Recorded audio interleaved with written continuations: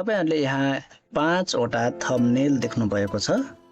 वास्तवमा यो चीज के हो त भन्ने कुरा म यहाँ थोरै प्रस्तुत गर्दै छु। तपाईले यहाँ view/क्लिक हियरमा क्लिक गर्नुभयो भने यस्तो नयाँ प्रिभ्यू ओपन हुन्छ ट्याब।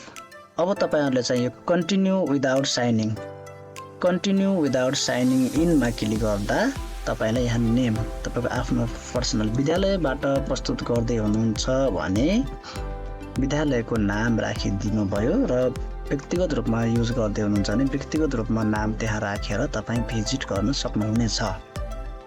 सबैभन्दा पहिले यहाँ एउटा भिडियो यहाँ प्रस्तुत गरिएको छ। यो भिडियोले चाहिँ यहाँ मुनि राखिएका सामग्रीहरूलाई कसरी प्रयोग गर्ने र यो सामग्रीका बारेमा केही इन्फर्मेसनहरू यहाँ दिएको हुन्छ। यसैको इन्स्ट्रक्सनको आधारमा मुनि दिएका सामग्रीहरूलाई प्रयोग गर्न सक्नुहुनेछ। यो जियोजेब्राद्वारा बहुत धेरै मेहनत गरेर बनाइएको सामग्री हो। यसलाई तपाईले फुल स्क्रिन गरेर स्मार्ट बोर्डद्वारा अथवा प्रोजेक्टर अथवा व्यक्तिगत ल्यापटप पीसीबाट पनि यसलाई इभन मोबाइलबाट पनि प्रयोग गर्न सकिन्छ।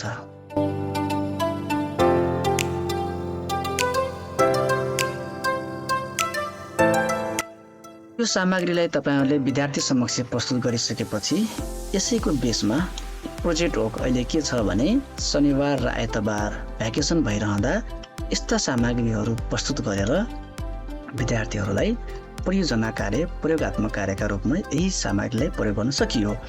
हामीले भन्ने गर्छौं a+b को होल स्क्वायर कसरी सूत्र आउँछ भन्दा a+b लाई a+b ले मल्टिप्लाई गरियो भने यसको सूत्र आउँदछ। तर कसरी आउँछ भन्ने कुरा यस्ता सामग्रीद्वारा परफेक्टली के गर्न सकियो भने विद्यार्थी समक्ष पुगाउन सकियो। विशेष इन्फर्मेसन उनीहरु समक्ष पुग्छ। यसलाई नै तपाईले मजाले मल्टिप्लाई गर्नुस् त। a ले a+b लाई मल्टिप्लाई गर्दा के हुन्छ एउटा क्षेत्रफल भन्छ एरिया। त्यो भनेको a स्क्वायर र a टाइम्स b हो। b ले a+b लाई मल्टिप्लाई गर्दा यसले पनि के दिन्छ हाम्रो एरिया दिन्छ हो। र त्यो एरियाहरु के हुन् त भनेर यसरी हामीले टुक्रा टुक्रामा प्रस्तुत गरेर a+b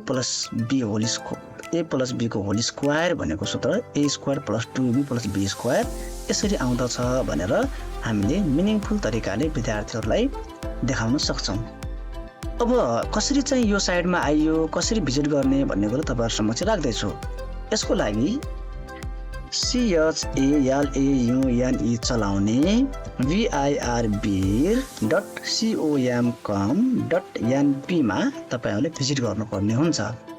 यो मेरो व्यक्तिगत वेबसाइट हो। बिट्स लर्निङ हब भनेर यो नामले यसलाई यहाँ नामकरण गरिएको छ। धेरै पहिले नै यो वेबसाइटको निर्माण गरिएको थियो। यसको परिकल्पनाकार पनि म स्वयं नै हो र यसमा विविध डिजाइनिङहरु चाहिँ ब्याकफ्रन्टमा हुँदैछ। त्यसपछि सिमुलेसनको कामहरु ब्याकफ्रन्टमा हुँदैछ र अहिले विशेष गरेर जियोजेब्रालाई मैले फोकस गरेको छु। सिमुलेसन पनि यसरी नै 1 देखि अप्पर क्लास हायर क्लासको सिमुलेसन तपाईहरुले यहाँ देख्न पाउनुहुनेछ एकदमै मोर डायनामिक वेमा। र अहिले चाहिँ विशेष त मैले क्लास 10 कक्षा 10 लाई यसलाई पनि क्याटेगोराइज गरिनेछ पछि कम्पलसरी म्याथ र ओपीटी म्याथ भनेर मैले बिस्तारै अहिले नै यसको यो आइडिया मलाई जेनेरेट भएको छ।